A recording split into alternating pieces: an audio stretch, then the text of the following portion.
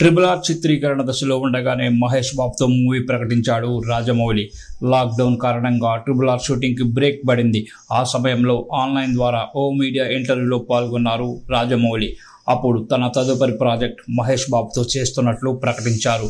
Triple R విడుదలై 2 ఏళ్ళు అవుతున్న మహేష్ బాబు మూవీని రాజమౌళి పట్టాలెక్కించలేదు. మహేష్ బాబుకి కథ రాయడం అంత సులభం కాదు, ఏకంగా 2 ఏళ్లు పట్టిందని విజయేంద్ర ప్రసాద్ ఓ సందర్భంగా అన్నారు. ఎట్టకేలకు SSMB 29 షూటింగ్కి ఏర్పాట్లు జరుగుతున్నాయి. ఇటీవల హైదరాబాద్ శివార్లోని అల్యూమినియం ఫ్యాక్టరీలో పూజా కార్యక్రమాలు జరిగాయి. మీడియాకు అనుమతి లేకుండా అత్యంత రహస్యంగా ఈ కార్యక్రమం పూర్తి చేశారు. కనీసం ఫోటోలు కూడా బయటకు వదలలేదు. అక్కడ కొన్ని సన్నివేశాలు కూడా చిత్రీకరించారని సమాచారం. ఇది ఇలా ఉండగా రాజమౌళి కెన్యా దేశంలోని అడవుల్లో షూటింగ్ చేయనున్నాడు. అందుకోసం ఆయన కెన్యా కూడా వెళ్ళినట్లు వార్తలు వస్తున్నాయి.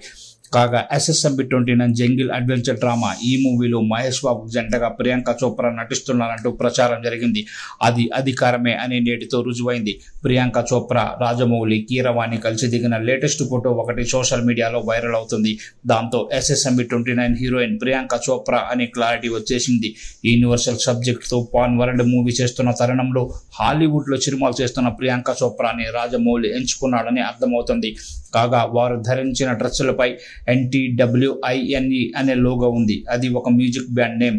సదర్ మ్యూజిక్ బ్యాండ్కి SSMB 29 మూవీకి సంబంధం ఏమిటో తెలియాల్సి ఉంది. ఇక ఈ చిత్రం కోసం మహేష్ బాబు జుట్టు బాగా పెంచి లుక్ మార్చేశాడు. దాదాపు 3 ఏళ్లు రాజమౌళి ప్రాజెక్టు కోసం మహేష్ బాబు కేటాయించినట్లు తెలుస్తోంది.